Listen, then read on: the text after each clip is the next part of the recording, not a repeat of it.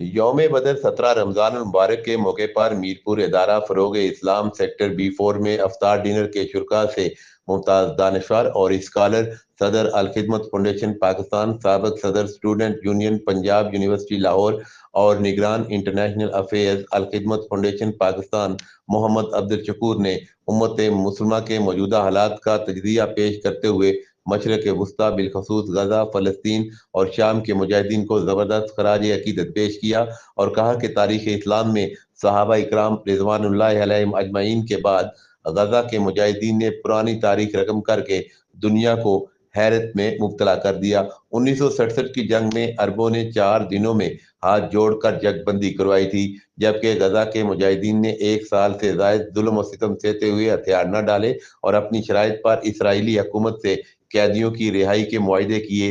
दुनिया ने देखा कि जो कैदी फ़लस्तीनियों ने रिहा किए वो कितने खुश थे और तरोताज़ा थे, और जो कैदी इसराइल ने रिहा किए वो कितने कमज़ोर और निढाल थे, जो जेल में बैनुल अक़वामी असूलों की खिलाफ वर्जी करते हुए कैदियों पर जुल्म और सितम का शिकार होते रहे।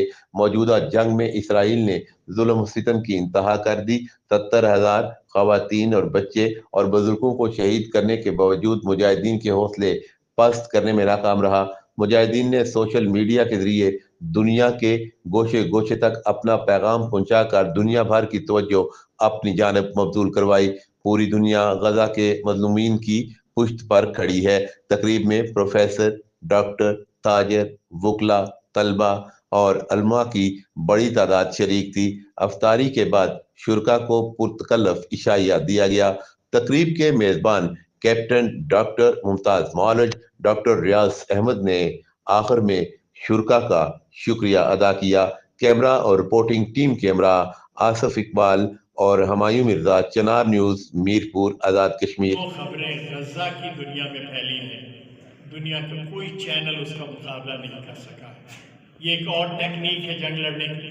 रसूलुल्लाह सल्लल्लाहु अलैहि वसल्लम के ज़माने की जंगों के और टेक्निक से ज़ाहिर है उसके अंदर भी दुश्मन को खौफज़दा करना, मालूमात का एक पूरा सेटअप उसको कायम करना उस दौर के तकाज़ुल के मुताबिक था। आज के दौर के तकाज़ुल के मुताबिक ये उस तरह काम हो रहा है। खुद हमारे अपने करीब में इस वक्त कश्मीर के अंदर एक तवील अरसे से जद्दोजहद चल रही है। मेरे ख्याल में बहुत छोटा था, स्कूल में पढ़ता था जब ये 65 की जंग हुई, और इस 65 की जंग में आगाज़ बुनियादी तौर पर कश्मीर ही के हवाले से हुआ था, और हम बहुत सारी उस ज़माने की कहानियाँ सुनते चले आ रहे हैं। हम शायद थक गए हों, अहले कश्मीर नहीं थके। हम सबको आज नहीं तो कल मरना है।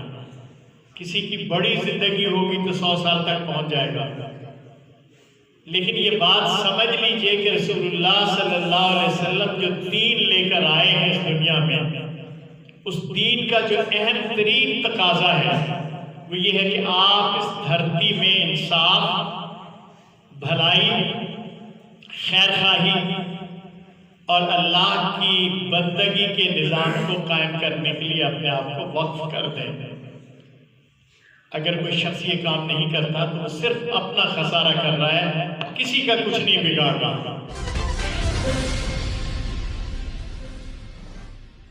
मज़ीद खबरों और अपडेट्स के लिए विजिट करें chinarnews.info।